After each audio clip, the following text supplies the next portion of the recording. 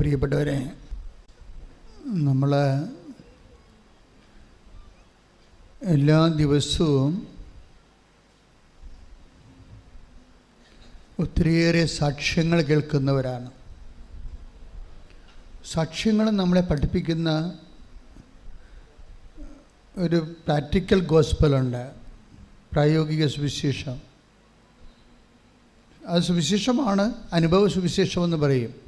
ഒരു വ്യക്തിയുടെ അനുഭവ സുവിശേഷം ഭയങ്കര ആൾക്കാരെ നിൽക്കാൻ ഭയങ്കര രസമാണ്. കാര്യം ജനങ്ങളിങ്ങനെ മാറി മാറി വന്ന് എല്ലാ ദിവസവും വ്യത്യസ്തങ്ങളായ ദൈവാനുഭവങ്ങൾ ഇങ്ങനെ പറഞ്ഞുകൊണ്ടിരിക്കും.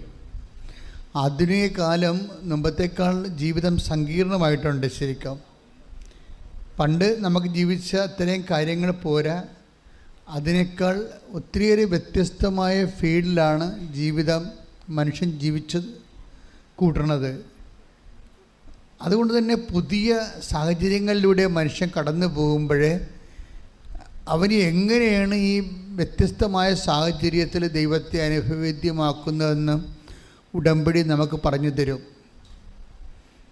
എനിക്ക് തോന്നുന്നത് ഇന്നത്തെ കാലത്ത് ഏറ്റവും സങ്കീർണമായ ജീവിത സാഹചര്യത്തിൽ ജീവിക്കുന്ന മനുഷ്യർക്ക് ഒരു വിശ്വാസത്തിൻ്റെ നിലവാരം മാറ്റിയിട്ട് ഒരു സ്പെക്കുലേറ്റീവ് എക്സ്പീരിയൻസിൻ്റെ ലെവലിൽ നിന്ന് മാറിയിട്ട് ഒരു ടാഞ്ചിബിൾ എക്സ്പീരിയൻസിലേക്ക് ഉടമ്പടി നമ്മളെ കൊണ്ടുവരുന്നു എന്നുള്ളതാണ് നമ്മളെ അനുഭവങ്ങൾ നമ്മളെ പഠിപ്പിക്കുന്നത്. ഒരു സ്പർശ്യമായ വിശ്വാസത്തിൻ്റെ സ്പർശ്യ തലങ്ങൾ മുമ്പത്തേക്കാൾ വ്യക്തമാണ്. ശ്രുതികട്ടെ ഹല്ലേലൂയ.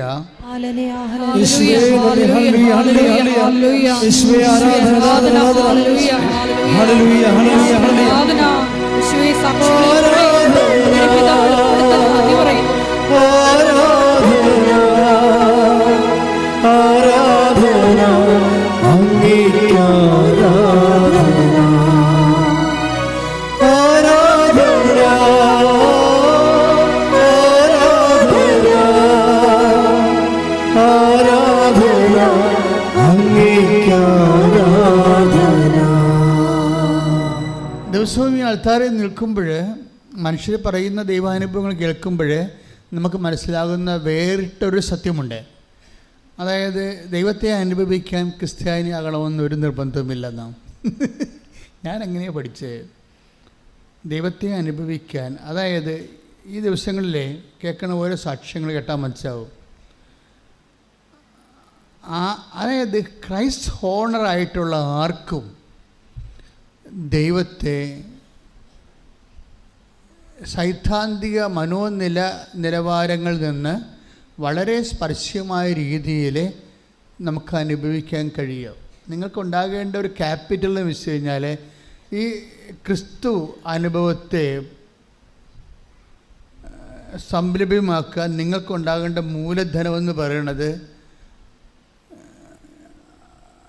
ദൈവസ്നേഹം മാത്രമാണ്, ക്രിസ്തുവിനോടുള്ള സ്നേഹം മാത്രമാണ്. നിങ്ങൾക്ക് ക്രിസ്തുവിനോട് ഒരു സ്നേഹം തോന്നിയാൽ എപ്പോഴും ഓർക്കേണ്ട കാര്യം, അത് ദൈവം തോന്നിക്കുന്നതാണ്, അത് ദൈവവിളിയാണ്. ദൈവവിളി ഞങ്ങൾ ആരെങ്കിലും നിങ്ങളോട് പറഞ്ഞിട്ട് ദൈവം വിളിക്കാൻ പറ്റത്തില്ല. വിളിക്കാൻ പറ്റുമോ? ദൈവത്തിന് തോന്നണം നിങ്ങൾ ആകർഷിക്കാൻ പറ്റിയ ആൾക്കാരാണെന്ന്. ഞങ്ങൾ ഇൻസ്റ്റിഗേറ്റ് ചെയ്തുകൊണ്ട് ദൈവം നിങ്ങളെ വിളിക്കണമെന്ന് പറയുന്നത് ബന്ധമില്ല. ഇപ്പം എനിക്ക് ദൈവം വിളിയിട്ട് പൗരോഹിത്യത്തിന് എന്താ കാര്യം? ദൈവത്തെ തോന്നി എന്നെ വിളിക്കണം നല്ലതായിരിക്കുമെന്ന്. അപ്പോൾ വിളിക്കാനുള്ളൊരു കണ്ടൻറ്റ് വൈസ് ആണ് നമ്മുടെ ക്യാപിറ്റൽ എന്ന് പറയുന്നത്. നിങ്ങളെ വിളിക്കാൻ പറ്റിയൊരു കണ്ടൻറ്റ് നിങ്ങളിലുണ്ടാകണം. എങ്ങനെയാണെങ്കിൽ ആരുടെയും ഒരു സപ്പോർട്ടില്ലാതെ ദൈവം നിങ്ങളെ വിളിക്കും. ദൈവം ആദ്യം ഒരു വ്യക്തിയെ വിളിക്കണത് വിശ്വാസത്തിലേക്കാണ് വിളിക്കണത്, പിന്നെയാണ് ബാക്കിയെല്ലാം ചേർത്ത് നൽകണത്. കൈയിടിച്ച് കർത്താവേ ഹല്ലേലൂയ ഹല്ലേലൂയ ഹല്ലേലൂയ ഹല്ലേലൂയ യേശുവേ ഹല്ലേലൂയ ഹല്ലേലൂയ ആരാധന ആരാധന ആരാധന അങ്ങേക്ക് ആരാധന ആരാധന ആരാധന ആരാധന അങ്ങേക്ക് പിന്നെ നമുക്ക് മനസ്സിലായി സാക്ഷികൾ നമ്മളെ പഠിപ്പിക്കുന്ന അനുഭവ പാഠങ്ങളെക്കുറിച്ചാണ് ഞാനിപ്പോൾ നിങ്ങളുടെ മുമ്പിൽ നിങ്ങളുടെ നിരീക്ഷണത്തിന് വെക്കുന്നത്, സാക്ഷ്യങ്ങൾ നമ്മളെ പഠിപ്പിക്കുന്ന അനുഭവ പാഠങ്ങളിൽ ഒന്നാമത്തത് ഞാൻ പറഞ്ഞു. രണ്ടാമത്തത്, ഈ ദൈവത്തിൻ്റെ പ്രസൻസ് ഫീൽ ചെയ്യാൻ നമുക്കറിയാമല്ലോ, ഉടമ്പടി എന്തുകൊണ്ടാണ് മറ്റ് പ്രാർത്ഥനകളിൽ നിന്ന് നമ്മളെ വ്യത്യസ്തമാക്കുന്നത്? അതിൻ്റെ കണ്ടൻറ്റ് ബേസ്, അതിൻ്റെ പ്രസൻസ് കാരണം. മറ്റ് പ്രാർത്ഥനാ രൂപങ്ങളിൽ നിന്ന് ഉടമ്പടി എങ്ങനെയാണ് നമ്മളെ വ്യത്യസ്തമാക്കുന്നതെന്ന് ചോദിച്ചു കഴിഞ്ഞാൽ, അതിൻ്റെ പ്രധാനപ്പെട്ട കാരണം അതിൻ്റെ കണ്ടൻറ്റ് വൈസ് റിച്ചാണ്. ഒരു ദൈവത്തിൻ്റെ സാന്നിധ്യം, പ്രസൻസ് ഓഫ് ഗോഡ്. നമ്മൾ ഉടമ്പടിയിൽ ഒത്തിരിയേറെ, ഉടമ്പടിയുടെ മാത്രം തനത് കൃപകൾ ഒത്തിരിയുണ്ട്. നോട്ട് ബൈ മെറിറ്റ് ഒരു കൃപയാണ്, ബട്ട് ബൈ ഗ്രേസ്. ഇപ്പോൾ not by merit but by grace എന്ന് നമ്മൾ പറയത്തില്ലേ?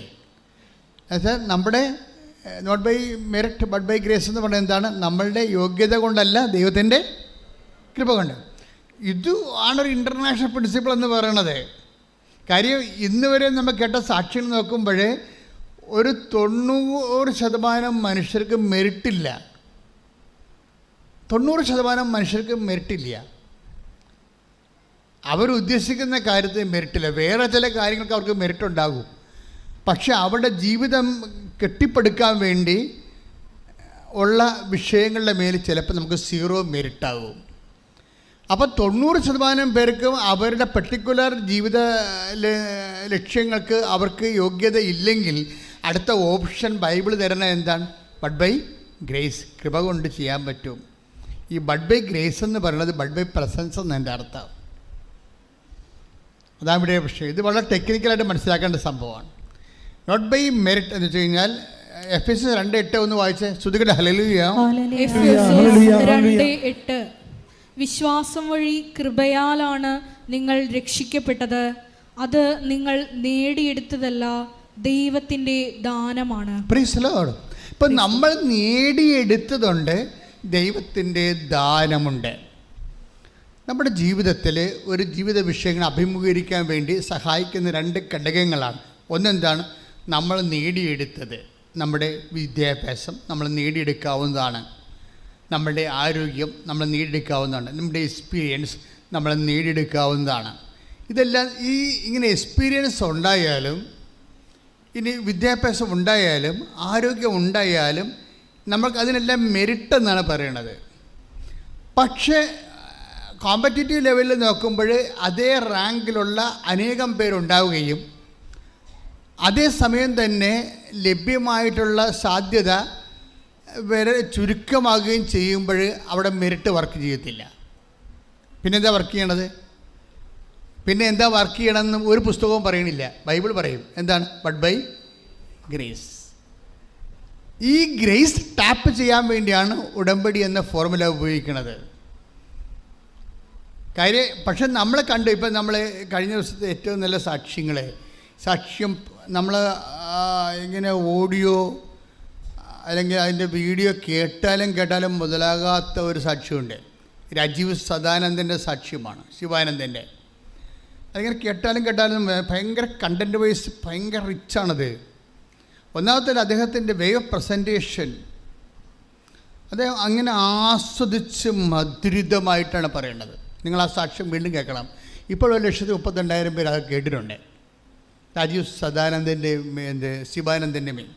അപ്പം അത് ആ മനുഷ്യനെ അങ്ങനെ ആസ്വദിച്ചാണ് പറയണത്.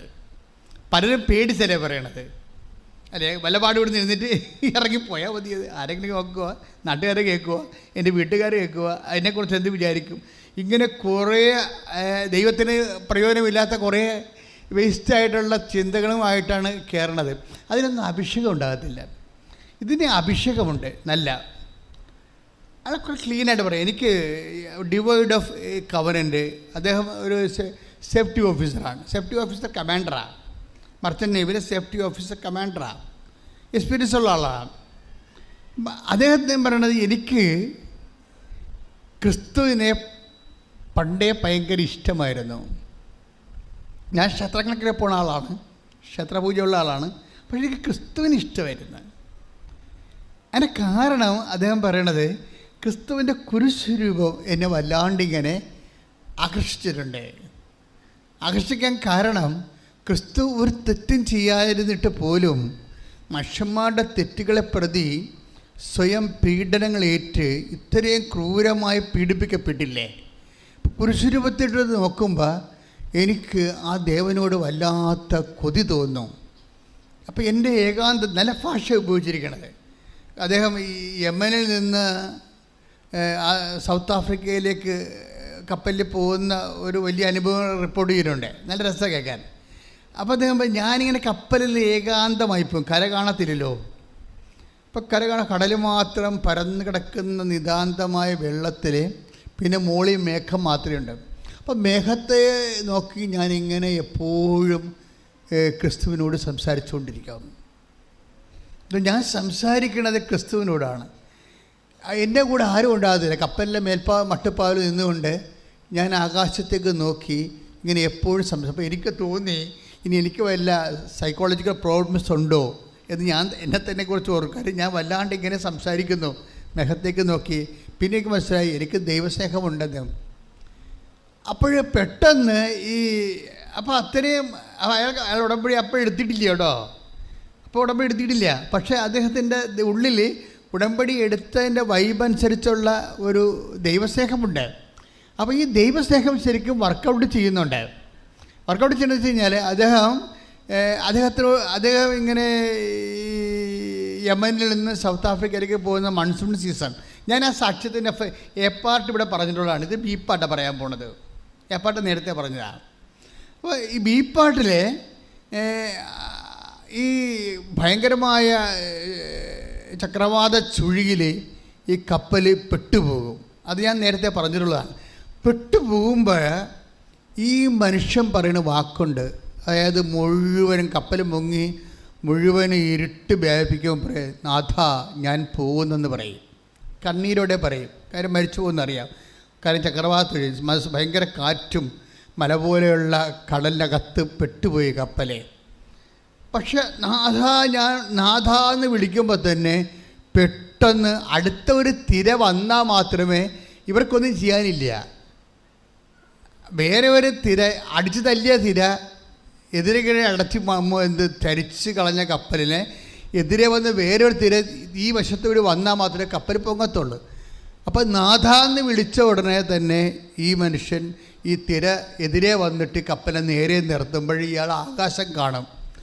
ഇത് ഇയാൾ വിറച്ചു പോയി ബൈബിളെടുത്ത് നോക്കും. അപ്പോൾ ആ കൂട്ടുകാരനൊരു ബൈബിൾ കൊടുത്തിട്ടുണ്ട്. ഈ ബൈബിൾ നമ്മളെ ഈശോയുമായിട്ടൊരു പ്രൈവറ്റ് റിലേഷനിൽ വന്നാൽ ബൈബിള് നിങ്ങൾക്ക് ആ കൂട്ടുകാരൻ എനിക്ക് ആ ബൈബിൾ തരുമ്പോൾ എനിക്ക് അതിനകത്ത് വാക്കുകളൊന്നും മനസ്സിലായില്ല.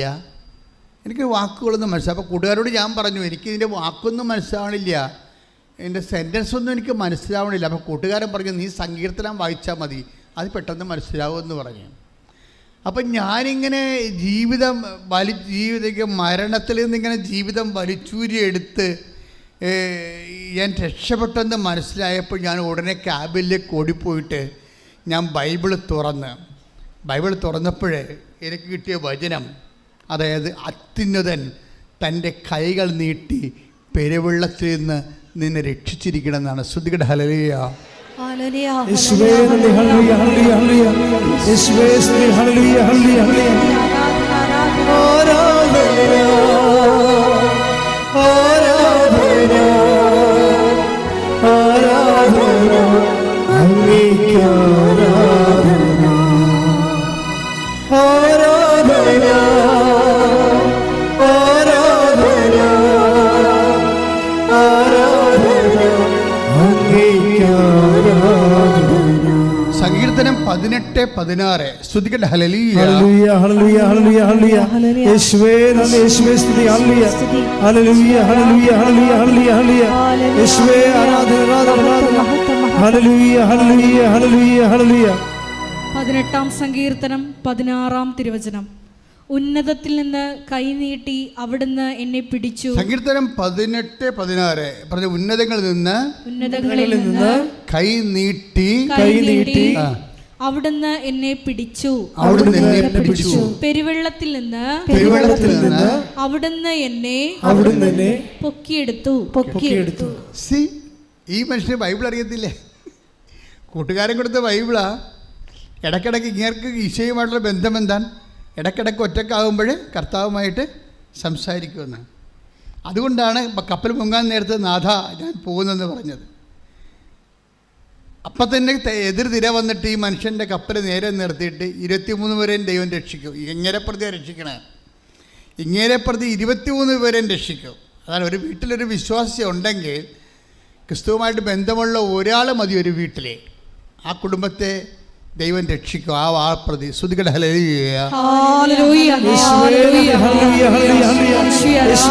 പരിശുദ്ധ പരമ ദിവ്യകാരുണ്യത്തിന് ആരാധനയും സ്തുതിയും പുകഴ്ചയും ഉണ്ടായിരിക്കട്ടെ.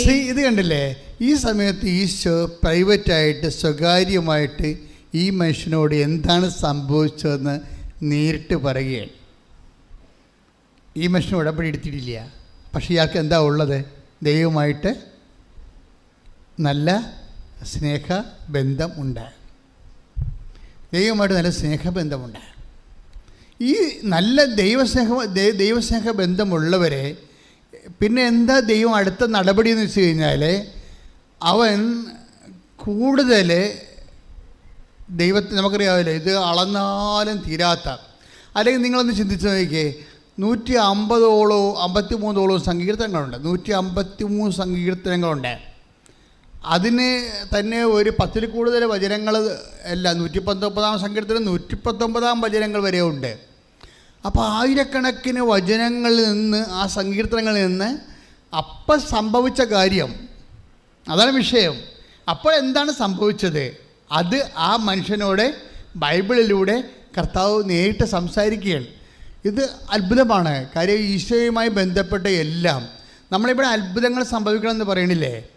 അത്ഭുതങ്ങളെന്ന് പറയണത് അങ്ങനെയല്ല, സംഭവിക്കുന്നു എന്ന് പറഞ്ഞാൽ മതി.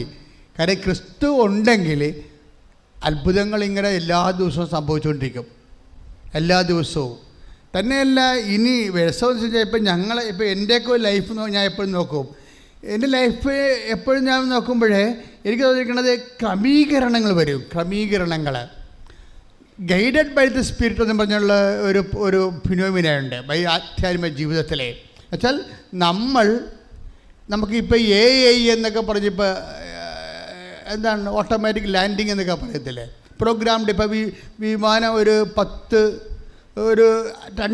5 മിനിറ്റ് ലാൻഡ് ചെയ്യണം. 5 മിനിറ്റ് മുമ്പ് തന്നെ അവർ പറയും ഇത് പൈലറ്റ് ഫ്രീ ആയിട്ട് ഓട്ടോമാറ്റിക് ലാൻഡ് ചെയ്യാൻ പോകണമെന്ന് പറയും. എന്ന് വെച്ച് കഴിഞ്ഞാൽ വിമാനം സ്വയം റൺവേയിലേക്ക് ഇറങ്ങും.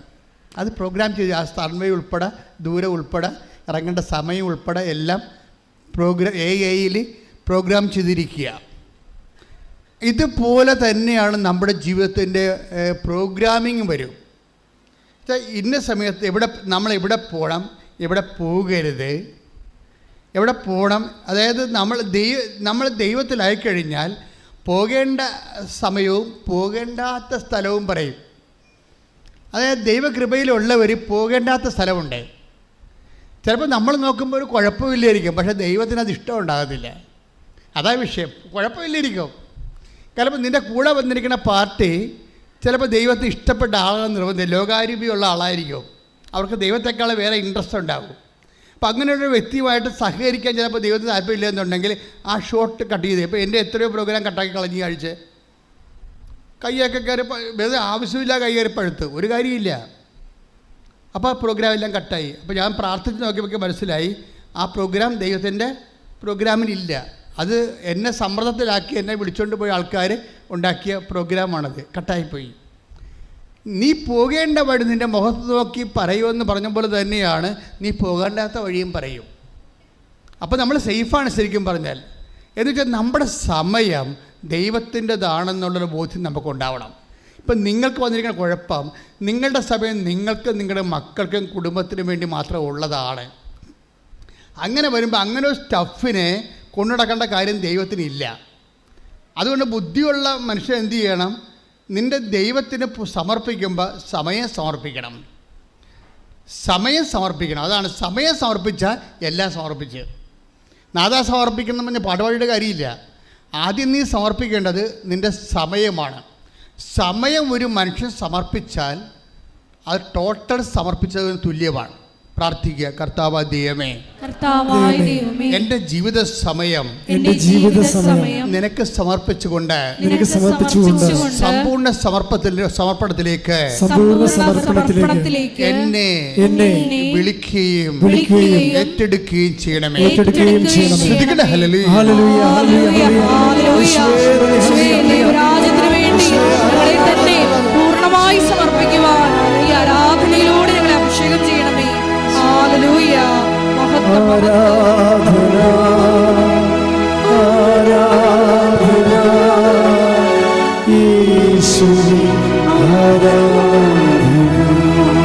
സ്വരത്തിൽ പാടുക.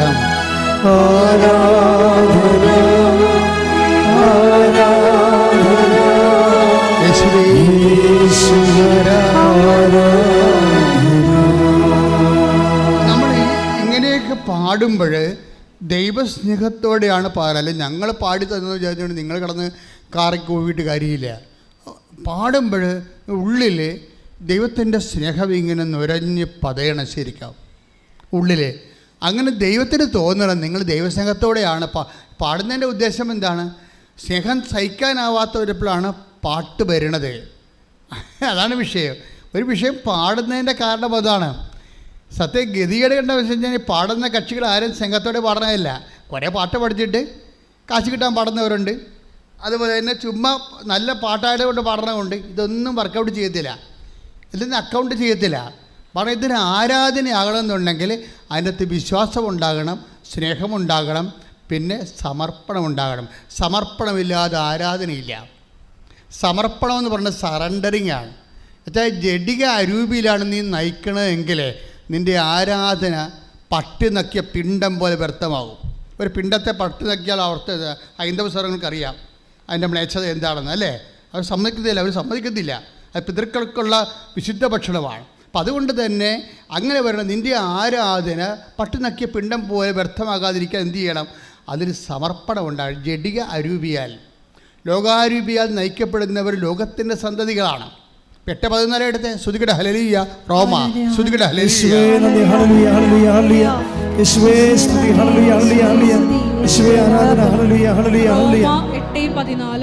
റോമ 8:14.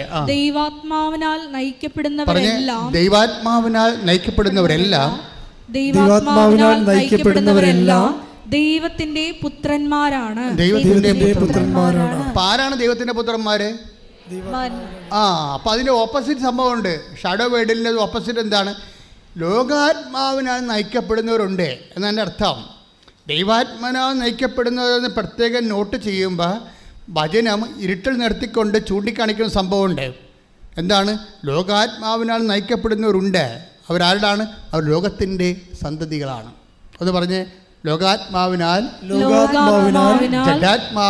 ജഡാത്മാവിനാൽ നയിക്കപ്പെടുന്നവരെ ജഡത്തിന്റെ സന്തതികളാണ്.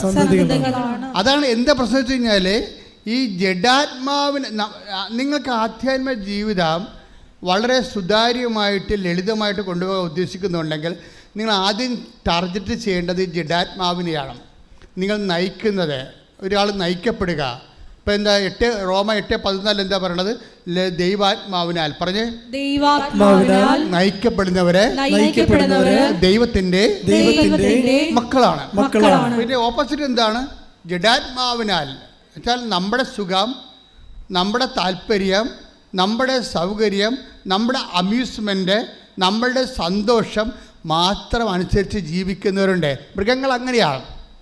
എല്ലാ മൃഗങ്ങളും അങ്ങനെയല്ലേ? മൃഗങ്ങൾക്ക് പ്രത്യേകിച്ചൊരു ജീവിതം എസ്തറ്റിക് ലൈഫ് ഇല്ലല്ലോ. എസ്തറ്റിക് ലൈഫില്ല, സ്പിരിച്വൽ ലൈഫില്ല. ഉള്ളതെല്ലാം ഭക്ഷണം കഴിക്കണം, ഇര തേടണം, ഇണ ചേരണം. പല മനുഷ്യരുടെയും ഉള്ളിൽ ഇതേ ഉള്ളൂ, ഇര തേടുക, ഇണ ചേരുക. അപ്പോൾ എന്താ വെച്ചാൽ ഇപ്പോൾ അത് ആ സംവിധാനം ഇല്ലാത്തവർക്കാണെങ്കിൽ അമ്യൂസ്മെൻറ്റ് ഉണ്ടാക്കുക, സന്തോഷമുണ്ടാക്കുക, അല്ലെങ്കിൽ വാട്സപ്പ് നോക്കിക്കൊണ്ടിരിക്കുക, അല്ലെങ്കിൽ കോമഡിയും കേട്ട് അടിച്ചുകൊണ്ടിരിക്കുക, അല്ലെങ്കിൽ ഇതുപോലെ തന്നെ അവരുടെ സ്വന്തം കാര്യങ്ങൾക്ക് ബന്ധുക്കളെ വീട്ടിൽ പോവുക, അവിടെ ഒരു അടിയന്തരം നടത്തുക, അവിടെ കേക്ക് മുറിക്കുക, ഇപ്പുറത്ത് വന്നിട്ട് അപ്പം കഴിക്കുക, അപ്പുറത്ത് പോയി കല്യാണം കൂടുക, ഇങ്ങനെ ഇണ ചേരുക, ഇര തേടുക എന്നുള്ള ജഡിക ജീവിതമുണ്ട്. ഈ ജഡിക ജീവിതം മാത്രമാണ് നിങ്ങളുടെ ലക്ഷ്യമെങ്കിൽ ഓർക്കുക, ഏറ്റവും വലിയ പത്തറ്റിക് കണ്ടീഷൻ ഒരു മനുഷ്യൻ വരണം എന്താണെന്ന് നിങ്ങൾക്ക് അറിയാവോ? അതായത് ജഡിക ജീവിതത്തിൻ്റെ താല്പര്യങ്ങൾക്കും സൗകര്യങ്ങൾക്കും വേണ്ടി മാത്രം ദൈവത്തെ ആശ്രയിക്കുന്ന ആൾക്കാരുണ്ട്. നിങ്ങളുടെ പല ഉടമ്പടികളും നോക്കുമ്പോൾ ആ ദൈവത്തെ, ആ ഉടമ്പടിയുടെ ഫയലെടുക്കണം ദൈവം എടുക്കുകയാണെങ്കിൽ ദൈവത്തിന് അറിയാം, അത് സ്കാൻ ചെയ്ത് നോക്കുമ്പോൾ അറിയാം ഇതെല്ലാം ജഡജീവിതത്തിലുള്ളതാണ്, ജഡിക ജീവിതത്തിന് വേണ്ടിയുള്ളതാണ്, ജഡിക ജീവിതത്തിന് വേണ്ടി മാത്രമാണ്. അതുകൊണ്ടാണ് 1 കൊരിന്ത്യസ് 15:19 എടുത്ത് ശ്രുതികട ഹല്ലേലൂയ. 1 കൊരിന്ത്യസ് 15:19 ഈ ജീവിതത്തിന് വേണ്ടി മാത്രം പറഞ്ഞ ഈ ജീവിതത്തിന് വേണ്ടി മാത്രം, ഈ ജീവിതത്തിന് വേണ്ടി മാത്രം ക്രിസ്തുവിൽ പ്രത്യാശ വച്ചിട്ടുള്ളവരാണെങ്കിൽ, ക്രിസ്തുവിൽ പ്രത്യാശ വച്ചിട്ടുള്ളവരാണെങ്കിൽ നമ്മൾ എല്ലാ മനുഷ്യരെയും നിർഭാഗ്യരാണ്. സത്യം പറഞ്ഞാൽ 90% ആൾക്കാരും നിർഭാഗ്യരാണ്. എന്താ കാര്യം? അവർ ഈ ക്രിസ്തുവിന് പോലും പ്രത്യാശ വച്ചിരിക്കുന്നത് ഈ ജീവിതത്തിന് വേണ്ടി മാത്രമാണ്. ബൈബിളിൽ എപ്പോഴും നോക്കുമ്പോൾ ബൈബിള് എപ്പോഴും ഷാഡോ വേർഡിലേ ഇത് വർക്കൗട്ട് ചെയ്യത്തുള്ളൂ. നേരെ പറയാനുള്ള കാര്യം, അതായത് വായിച്ചെടുക്കേണ്ട കാര്യം, നേരെ പറയുന്നൊരു കാര്യമുണ്ട്, വായിച്ചെടുക്കേണ്ട കാര്യമുണ്ട്. അത് നിഗൂഢ ഒക്കൾട്ട് വേർഡ് എന്ന് പറയും. എല്ലാത്തിനും ഒക്കൾട്ട് വേർഡുകളുണ്ടാവും, ഗൂഢവചനങ്ങൾ. ഇപ്പം ഈ ജീവിതത്തിന് വേണ്ടി മാത്രമാണ് പറഞ്ഞേ, ഈ ജീവിതത്തിന് വേണ്ടി മാത്രമാണ് നിങ്ങൾ യേശുക്രിസ്തുവിൽ പ്രത്യാശ അർപ്പിച്ചെങ്കിൽ എല്ലാ മനുഷ്യരെക്കാൾ നിങ്ങൾ ഹതഭാഗ്യരാണ്. അപ്പൊ എല്ലാ മനുഷ്യരെക്കാൾ ഹതഭാഗ്യരായ ഒരു വ്യക്തിക്ക് വേണ്ടി ദൈവം എന്തിനാണ് വിരലനക്കണത്? അതിൻ്റെ ആവശ്യമില്ല. നിങ്ങളുടെ ഉടമ്പടി താമസിക്കാൻ കാരണം അതാണ്. നിങ്ങളെ കൊണ്ട് ദൈവത്തിന് യാതൊരു പ്രയോജനമില്ല, ഈ ജീവിതത്തിലില്ല, വരാൻ പോകുന്ന ജീവിതത്തിലുമില്ല. അവർക്ക് എപ്പോഴും ഓർക്കണം, ദൈവബോധം എപ്പോഴും ചിന്തിക്കേണ്ട കാര്യം, ക്രിസ്തുവിലാണ് നിങ്ങളെ പ്രത്യാശ വെക്കുന്നുണ്ടെങ്കിൽ ഈ ജീവിതത്തിന് വേണ്ടി മാത്രമല്ല, പിന്നെ എന്താണ്, വരാൻ പോകുന്ന നിത്യതയ്ക്ക് വേണ്ടി നിങ്ങൾ പ്രാധാന്യം കൊടുക്കാതെ, നിത്യജീവന് വേണ്ടി നിങ്ങൾ സ്വരുക്കൂട്ടാതെ ഈ ജഡികമായ ലക്ഷ്യങ്ങൾക്ക് വേണ്ടി ക്രിസ്തുവിനെ ഉപയോഗിക്കാൻ പോയാൽ ഉടമ്പടി ലാഗാകാൻ സാധ്യതയുണ്ട്. കാരണം ക്രിസ്തുവിനെ ലോകത്തിന് നൽകിയത് എന്തിനു വേണ്ടിയാണ്? ഈ ജീവിതത്തിന് വേണ്ടി മാത്രമല്ല. ഓർക്കുക, അപ്പോൾ എത്രയും വേഗം നിങ്ങൾക്ക് നിങ്ങളുടെ വിഷയത്തിൻ്റെ മേൽ ദൈവികമായ വിജയം കൈവരിക്കാൻ നിങ്ങളെ സഹായിക്കുന്ന ഏറ്റവും വലിയ സൂത്രവാക്യം എന്ത്, ഏറ്റവും വലിയ സമീപന സുവിശേഷ രീതി എന്തെന്ന് പറയുന്നത് എന്താണ്? ഈ ജീവിതത്തിന് വേണ്ടി നിങ്ങൾ ക്രിസ്തുവിലേക്ക് കൈ കൊടുത്തു കഴിഞ്ഞാൽ അന്ന് മുതൽ നിങ്ങൾ എന്തിനെക്കുറിച്ച് ചിന്തിക്കണം? വരാൻ പോകുന്ന നിത്യതയെക്കുറിച്ച് ചിന്തിക്കണം. കൈയിടി കർത്താവ് ഹല്ലേലൂയ. നിങ്ങൾക്കറിയാമല്ലോ, ഈ സ്കൈലാബ് പോലെയുള്ള വലിയ സ്കൂള് പോലെയുള്ള വലിയ ആസ്ട്രോണമിക്കലായിട്ടുള്ള ആസ്ട്രോനോട്ട്സുകളൊക്കെ പോകുന്ന സ്ഥലമില്ലേ, അതുപോലെ വൈമാനികരും അതുപോലെ വ്യോമസഞ്ചാരികളൊക്കെ സഞ്ചരിക്കുന്നതും വ്യോമ പേടകങ്ങളൊക്കെ ഈ ഭൂമിയിൽ നിന്ന് പോകുമ്പോൾ എത്രയോ വലിയ ഈ സ്കൂളിനേക്കാളും 3 നില 4 നിലയുള്ള റോക്കറ്റാണ് കത്തിച്ച് വിടുന്നത്. പക്ഷെ ചൊവ്വയിലൊക്കെ ചെന്ന് ഇറങ്ങുമ്പോൾ എന്തുമാത്രം ഉണ്ടാവും? അത് പാരച്യൂട്ടിൽ ഒരു ക്യാമറ മാത്രമേ ഇറങ്ങണം, അവിടെ വേറെ ഒന്നും ഇറങ്ങണില്ല. ബാക്കിയെല്ലാം കത്തി അടന്നടന്ന് പോകും. നിങ്ങളുടെ വഴികളിൽ കത്തി അടന്നടന്ന് പോകുമ്പോൾ നിങ്ങൾക്ക് ഓർക്കുക, ലാൻഡിങ്ങിന് ആവശ്യമില്ലാത്ത സാധനങ്ങളിൽ പോണത്. ചിലപ്പോൾ ഭർത്താവ് മരിച്ചു പോയെന്ന് വരും, ചിലപ്പോൾ ഭാര്യ മരിച്ചു പോയെന്ന് വരും, ചിലപ്പോൾ മക്കൾ മരിച്ചു പോയെന്ന് വരും, ചിലപ്പോൾ കൂട്ട് വിട്ടുപോയെന്ന് വരും. ഇതിങ്ങനെ കുറേ പോകേണ്ടതെല്ലാം പോകും. കാര്യം വന്നു ചേർന്നതെല്ലാം പോകേണ്ടതാണ്, നിലനിൽക്കുന്ന ദൈവം മാത്രം. ശ്രദ്ധിക്കട്ടെ. ഹല്ലേലൂയ. അയ്യോപാവികൾ ഇവിടെ ഇരുന്നുണ്ട്, അയ്യോ അച്ഛൻ പറഞ്ഞല്ല ഭാര്യ മരിച്ചു പോകും, ദൈവമേ എന്നും പറഞ്ഞ് 4 കളെ വേണ്ടി ഇവിടുന്ന് ഓടിക്കളയരുത് കേട്ടോ. ഞാൻ പറഞ്ഞതിൻ്റെ അർത്ഥം നിങ്ങൾക്ക് മനസ്സിലായില്ലേ? ദൈവത്തിന് തോന്നണം എല്ലാത്തിനേക്കാൾ ഉപരി നിങ്ങൾ ദൈവത്തിനെയാണ് സ്നേഹിക്കണം എന്നുണ്ട്. നിങ്ങൾ വേറെ ജോലി നഷ്ടപ്പെട്ടേ എന്ന് പറഞ്ഞ് ഉടനെ കാറിക്കൂപി 2 ദിവസം ഭക്ഷണം കഴിച്ചില്ല, 3-ാമത്തെ ദിവസം കട്ടിലേക്ക് വന്ന് കിടന്നെന്ന് പറഞ്ഞിട്ട് അപ്പം തന്നെ ദൈവം നിങ്ങളെ അസസ് ചെയ്തില്ലേ? നീ ഒരു ജഡപ്പണ്ടാരമാണെന്നുള്ള അസസ് ചെയ്തില്ലേ? പിന്നെ ദൈവം നിനക്ക് വേണ്ടി എന്തിനാണ് മുതൽ മുടക്കണത്? ഇതാണ് പ്രശ്നം. ഇപ്പം നിൻ്റെ ഒരു പ്രേമം പോയെന്ന് വിചാരിച്ചോ, അല്ലെങ്കിൽ നിൻ്റെ കല്യാണം പോയി. കഴിഞ്ഞ ദിവസങ്ങളിൽ ഇവിടെ ഒരു സ്ത്രീ വന്നിട്ടുണ്ടായിരുന്നു, അവളുടെ കല്യാണം ഒത്തത് പിന്നെ പോയെന്ന്. ഞാൻ പറഞ്ഞു പോകാനുള്ളതൊക്കെ പോകും, ദൈവം പണി നോക്കിയെന്ന് പറഞ്ഞു. ദൈവത്തിന് ഇഷ്ടമില്ലാത്തതൊക്കെ, നീ പ്രാർത്ഥനയിലുള്ള വ്യക്തിയല്ലേ, നീ ഉടമ്പടിയിലുള്ള വ്യക്തിയല്ലേ, അപ്പം നിനക്ക് അഹിതമായ, ദൈവത്തിന് അഹിതമായ സാധനങ്ങളൊക്കെ പോകും. നീ എന്തിനാണ് അവളോട് ചാറ്റാനും ചീറ്റാനും പോയത്? അതിലെ പ്രശ്നമായി പോയത്. ചുമ്മാ ഒരു ചെറുക്കനെ കണ്ടു അല്ലെങ്കിൽ പെണ്ണിനെ കണ്ട് കെട്ടാൻ ഇഷ്ടപ്പെട്ടെന്ന് പറഞ്ഞിട്ട് പിന്നെ ഉടനെ മൊബൈലും മേടിച്ച് ചാറ്റും ചീറ്റും തുടങ്ങിക്കഴിഞ്ഞാൽ അവസ്ഥ എന്താ? അപ്പോൾ നിനക്ക് ഉടമ്പടിയും ഇല്ല, ദൈവവും ഇല്ല, മാതാവും ഇല്ല, ജീവിതവും ഇല്ല. അപ്പോൾ അവൻ മാത്രമേ ഉള്ളൂ അല്ലെങ്കിൽ അവൾ മാത്രമേ ഉള്ളൂ. ഈ സാധനമൊക്കെ എടുത്ത് കളയും, എടുത്ത് മാറ്റപ്പെടും. അതായത് ദൈവത്തിനേക്കാൾ പ്രാധാന്യം നിൻ്റെ ജീവിതത്തിൻ്റെ ആധ്യാത്മികതയും നിത്യജീവനം അപകടപ്പെടുത്തുന്ന സാഹചര്യങ്ങൾ എല്ലാം അന്തിക്രിസ്തുവാണ്. അന്തിക്രിസ്തു നമ്മൾ കേട്ടിട്ടുണ്ട്. അന്തിക്രിസ്തു ഇപ്പം തന്നെ ലോകത്തിലുണ്ടെന്ന് പറയുന്നു. അതെന്താ ലോകത്തിലുണ്ടെന്നാണ് പറയണത്? എന്നുവെച്ചാൽ ആരിലാണ് ലോകാരുവിയുള്ളത്? അവനിൽ അന്തിക്രിസ്തു ഉണ്ട്. ശ്രദ്ധിക്കട്ടെ.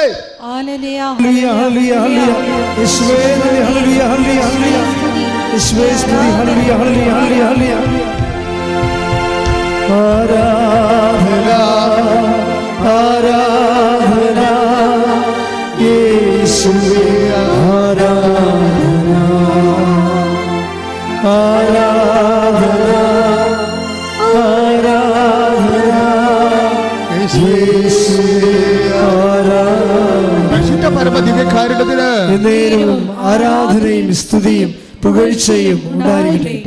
1 യോഹന്നാൻ 4:3. യേശുവിനെ ഏറ്റുപറയാത്ത ആത്മാവ് ദൈവത്തിൽ നിന്നല്ല. അവൻ പറഞ്ഞ യേശുവിനെ ഏറ്റുപറയാത്ത ആത്മാവ് ദൈവത്തിൽ നിന്നല്ല.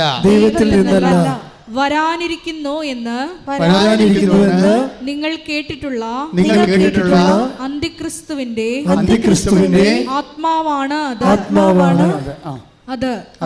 ഇപ്പോൾ തന്നെ അത് ലോകത്തിലുണ്ട്.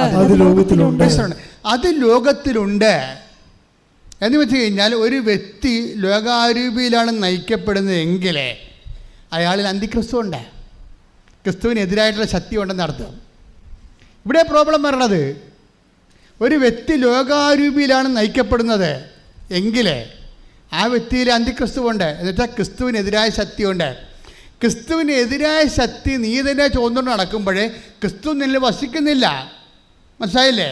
ക്രിസ്തുവിനെതിരായ ശക്തി നീ തന്നെ ചോദിച്ചുകൊണ്ട് നടക്കണം വിചാരിച്ചോ. ഇപ്പം ഉദാഹരണത്തിന് ഇപ്പം നിനക്ക് അതായത് നിൻ്റെ മകളുടെ കല്യാണം, ഒരു അമ്മയും മകളും തമ്മിൽ ഇപ്പം സംസാരിക്കണില്ല. എന്താ സംസാരിച്ചത്? ഉടമ്പടി എടുത്തതാണ്, പക്ഷെ മകൾ അമ്മയോട് സംസാരിക്കത്തില്ല. അപ്പം ഞാൻ ചോദിച്ചത്, എന്താടി ഇപ്പം നീ ഉടമ്പടി എടുത്തിട്ട് അമ്മയും മകളും എന്താ സംസാരിക്കാത്തത്?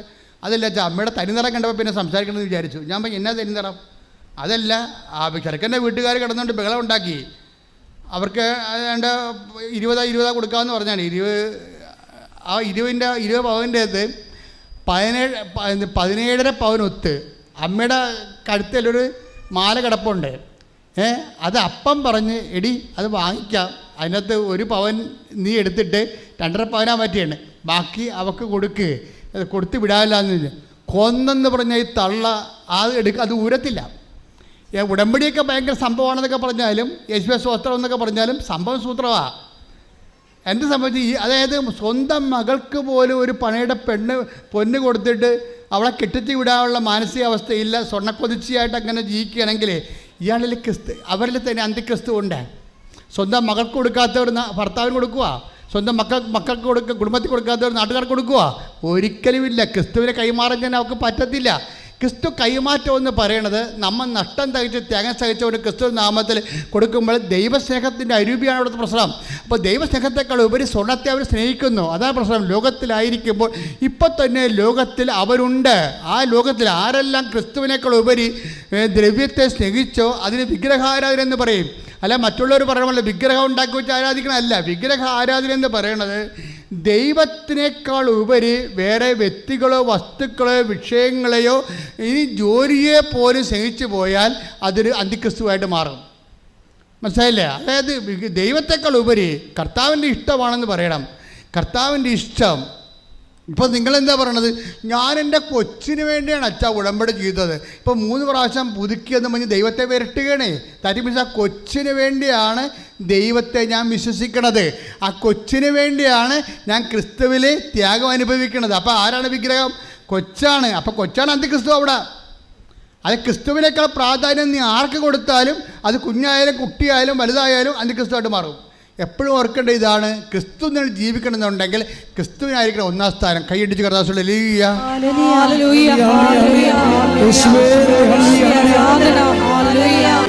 അത് ഇങ്ങനെ സംസാരിച്ച് വരുമ്പോഴാണ് ഈ രാജീവ് ശിവാനന്ദൻ്റെ സാക്ഷ്യങ്ങൾ പിന്നെയും ശ്രദ്ധേയമാണ്. അദ്ദേഹത്തിൻ്റെ ഒരു മകളുണ്ട്. ഈ മകളെ അവൾക്ക് ഫിക്സ് വന്നു. 2.5 വയസ്സായിട്ട് ഉണ്ടെന്ന് തോന്നുന്നത്. അപ്പോൾ അവൾക്ക് ജനിച്ചപ്പോൾ തന്നെ ഫിക്സായിപ്പോയി. അപസ്മാരം പോലെ സംഭവത്തിൽ ബ്രെയിനിലേക്ക് ഒത്തിരിയേറെ ബ്രെയിൻ വർക്ക് ചെയ്യുന്നില്ല. അത് കാരണം കുഞ്ഞ് സ്വന്തമായിട്ട് നടക്കണില്ല, സംസാരിക്കണില്ല. വിശന്നാൽ തന്നെയും അത് പറയത്തില്ല. അപ്പൻ്റെ കയ്യെ പിടിച്ചുകൊണ്ട് പോയി ഭക്ഷണം കാണിച്ചു കൊടുക്കുകയുള്ളൂ, പറയത്തില്ല. എന്ത് സങ്കടമായിരിക്കും, വല്ലാത്ത സങ്കടമാണ്. അപ്പോൾ ദൈവത്തെ കപ്പൽ വെച്ച് മരണത്തിൻ്റെ മുഖത്ത് നിൽക്കുമ്പോൾ നേരിട്ട് കണ്ട ഒരു വ്യക്തിയാണ്. പക്ഷെ അവിടെ ജീവിതത്തിൽ എന്താ സംഭവിച്ചിരിക്കണത്? കർത്താവ് പറഞ്ഞിട്ടുണ്ടായിരുന്നു, അതായത് കൂടുതൽ, അതായത് അധികം ഫലം പുറപ്പെടുവിക്കാൻ ഞാനതിനെ വെട്ടി ഒരുക്കും. മുന്തിരിച്ചെടി ശാഖകളും പറഞ്ഞപ്പോൾ ഈശോ പറഞ്ഞതാണ്, ഫലം കായ്ക്കുന്നതിനെ, കൂടുതൽ ഫലം കായ്ക്കാൻ വേണ്ടി ഞാനതിനെ വെട്ടി. ദൈവത്തിൻ്റെ നടപടിക്രമങ്ങളുള്ളതാണ്. ഈ ഉടമ്പടി എടുക്കുമ്പോൾ നിങ്ങൾ ഓർത്തേക്കണം, എല്ലാം മിഠായിയാണ്, എല്ലാം മധുരമാണെന്ന് പറഞ്ഞിരിക്കരുത്. ചില കഴിച്ച അനുഭവങ്ങളുടെ ദൈവം തന്നെ നമ്മളെ കൈപിടിച്ച് കൊണ്ടുപോകും. യോഹന്നാൻ 15:2 എന്റെ ശാഖകളിൽ ഫലം തരാത്തതിനെ അവിടുന്ന് നീക്കിക്കളയുന്നു. എന്നാൽ ഫലം തരുന്നതിനെ കൂടുതൽ കായ്ക്കാനായി അവിടുന്ന് വെട്ടിയൊരുക്കുകയും ചെയ്യുന്നു. അപ്പൊ നിങ്ങൾ പറയണത് ഞാൻ ഉടമ്പടി എടുത്തിട്ട് പിന്നെ എനിക്ക് പിന്നെ ക്ലേശങ്ങളാണല്ലോ എന്ന് പറയരുത്. നിങ്ങൾക്ക് ബലം തരുന്നതിനെ ദൈവത്തിൻ്റെ സ്വഭാവം, ദൈവത്തിന് ഒരാളെ കാണുമ്പോൾ തന്നെ അറിയാം ഈ സാധനം ബലം കായ്ക്കുമോ, ഈ ജന്മത്തെങ്കിലും കായ്ക്കുമോ എന്ന്. ദൈവം കായ്ക്കത്തിൽ കഴിഞ്ഞാൽ പിന്നെ ദൈവം അവിടെ വർക്ക് ചെയ്യത്തില്ല. നീ പട്ടിയോ പന്നിയോ ജീവിക്കണവരെ ജീവിച്ചോളാൻ പറയും, ഒരു പ്രശ്നമില്ല. അവനെ വിട്ട് ആ ചാപ്റ്റർ ക്ലോസ് ചെയ്ത് കളയും. എന്തെങ്കിലും ദൈവവിശ്വാസമോ ഇത്തിരി ഭക്തിയോ ദൈവസ്നേഹമോ ഉണ്ടെങ്കിൽ അത് ബലമാണ്. ആത്മാവിൻ്റെ ബലങ്ങളല്ലേ വിശ്വാസം, ആത്മാവിൻ്റെ ഫലങ്ങളല്ലേ. ഗലാത്യർ 5:23 എടുത്ത് 5:23 22 ശ്രദ്ധിക്കട്ടെ. ഹല്ലേലൂയ, ഹല്ലേലൂയ, ഹല്ലേലൂയ, ഹല്ലേലൂയ. യേശുവേ നന്ദി, ഹല്ലേലൂയ, ഹല്ലേലൂയ, ഹല്ലേലൂയ. യേശുവേ സ്തുതി, ഹല്ലേലൂയ, ഹല്ലേലൂയ, ഹല്ലേലൂയ. ഗലാത്യർ 5:22 എന്നാൽ ആത്മാവിന്റെ ഫലങ്ങൾ സ്നേഹം, ആനന്ദം, സമാധാനം, ക്ഷമ, ദയ, നന്മ, വിശ്വസ്തത, സൗമ്യത, ആത്മസംയമനം ഇവയാണ്. ഇതെല്ലാം സ്നേഹത്തിൻ്റെ തന്നെ. സ്നേഹം ഉണ്ടെങ്കിൽ ഇതെല്ലാം ഉണ്ടാവും. സ്നേഹം വളരുന്നതനുസരിച്ചാണ് ഇതിൻ്റെ വ്യത്യസ്തമായ ശാഖകളായിട്ട് സ്നേഹം, ക്ഷമ, ദയ, നന്മ. ക്ഷമയെന്ന് പറഞ്ഞാൽ എന്താണ്? സഹിക്കുന്ന സ്നേഹമാണ് ക്ഷമ. കരുണയെന്ന് പറഞ്ഞാൽ കൊടുക്കുന്ന സ്നേഹമാണ്, അതൊരു സ്നേഹമാണ് ശരിക്കും പറഞ്ഞാൽ. അപ്പോൾ നിങ്ങൾ എപ്പോഴും ചെയ്യേണ്ടത്, ദൈവം നിലനിൽക്കുന്നൊരു കുടുംബമാകണമെങ്കിൽ, വ്യക്തിയാണെന്നുണ്ടെങ്കിൽ നിങ്ങൾ സ്നേഹത്തിൽ വളരണം. പ്രാർത്ഥിക്കുക, കർത്താവേ ഞാൻ ഉടമ്പടി എടുത്തത്, നീ എന്നെ ഉടമ്പടിയിലേക്ക് ക്ഷണിച്ചത്, ഭൗതിക പദാർത്ഥങ്ങള്, ഭൗതിക സാഹചര്യങ്ങള് വളരുക എന്നതിനേക്കാൾ നിത്യത ലക്ഷ്യമാക്കി ദൈവസ്നേഹത്തില് എന്നെ വളർത്താനാണെന്നുള്ള തിരിച്ചറിവ് നൽകുന്നതിന് നന്ദി പറയുന്നു. അതാ അഭിഷേകം ചെയ്യണമേ, പരിശുദ്ധാത്മാവിന്റെ ഫലങ്ങളാൽ അഭിഷേകം ചെയ്യണമേ, പരിശുദ്ധാത്മാവിന്റെ ദാനങ്ങളാൽ അഭിഷേകം ചെയ്യണമേ. ഹല്ലേലൂയ, ഹല്ലേലൂയ, ഹല്ലേലൂയ, ഹല്ലേലൂയ. യേശുവേ ഹല്ലേലൂയ, ഹല്ലേലൂയ.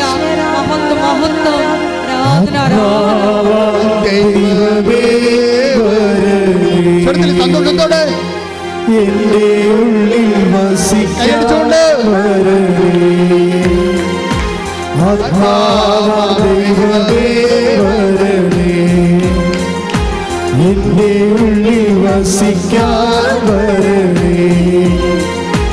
ദാഹിച്ചു നിന്നെ ഞാൻ തേടുന്നു, സ്വർഗം തുറന്നിറങ്ങി നീ വരണേ. ദാഹിച്ചു നിന്നെ ഞാൻ തേടുന്നു, സ്വർഗം തുറന്നിറങ്ങി നീ വരണേ. ആത്മാവാം ദൈവമേ വരണേ, എന്റെ ഉള്ളിൽ വസിക്കാൻ വരണേ. ആത്മാവാം ദൈവമേ വരണേ, എന്റെ ഉള്ളിൽ വസിക്കാൻ വരണേ. ആത്മാവാം ദൈവമേ വരണേ.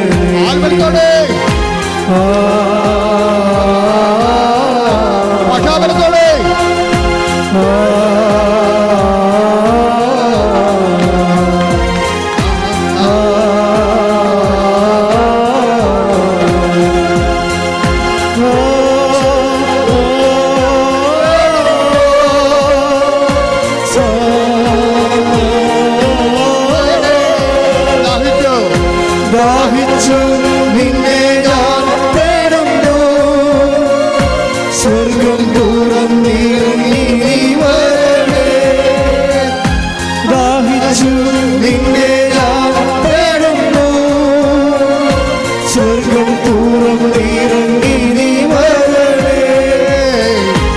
ആത്മാവാം ദൈവമേ വരണേ, എന്റെ ഉള്ളിൽ വസിക്കാൻ. Hallelujah, hallelujah, hallelujah,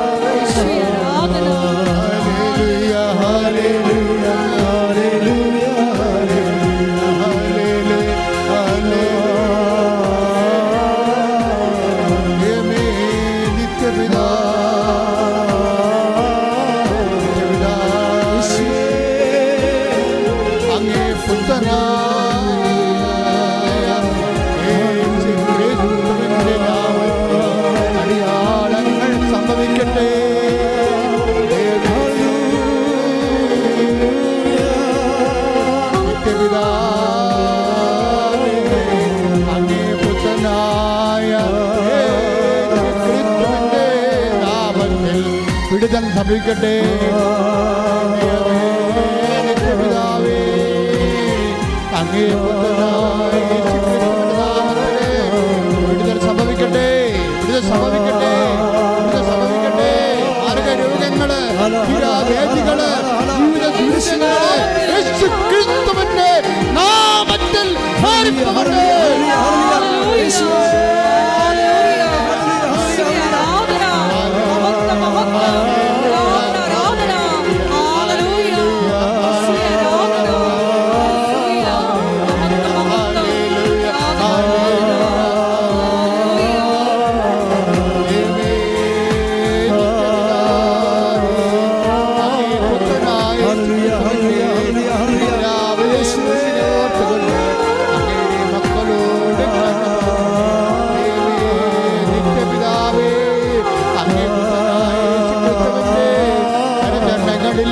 ആണിപ്പഴുതുകളെ ഓർത്തുകൊണ്ട് അങ്ങയുടെ അവകാശമാകുന്ന തിരുസഭയോട് കട തോന്നണമേ. മാർഗരോഗങ്ങള്, വ്യാധികള്, അസ്ഥിരോഗങ്ങള്, അസ്ഥിമുടിക്കങ്ങള്, കേൾക്കാൻ പാടാത്ത അവസ്ഥ, കണ്ണ് കാണാൻ പാടാത്ത അവസ്ഥകള് ഈശോ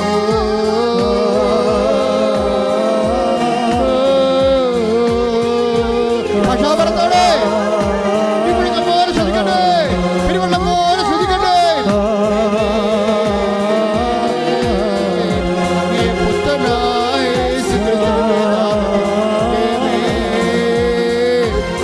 പുത്രനായ യേശുക്രിസ്തുവിന്റെ നാമത്തിൽ ഉച്ചമുതലുള്ളങ്കാൽ വരെ ഹല്ലേലൂയ ഹല്ലേലൂയ ഹല്ലേലൂയ വളരട്ടെ.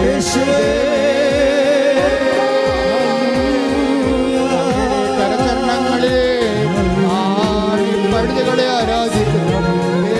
അങ്ങയുടെ പാടുകളെ ആരാധിക്കുന്നു. അങ്ങയുടെ ശബ്ദങ്ങൾ വിടുതമറിഞ്ഞത് കർത്താവേ, സാരദാസനായി കർത്താവേ, അപമാനത്തിന്റെ വേഷം ധരിച്ചുകൊണ്ട് ഞങ്ങൾക്ക് വേണ്ടി കർത്താവേ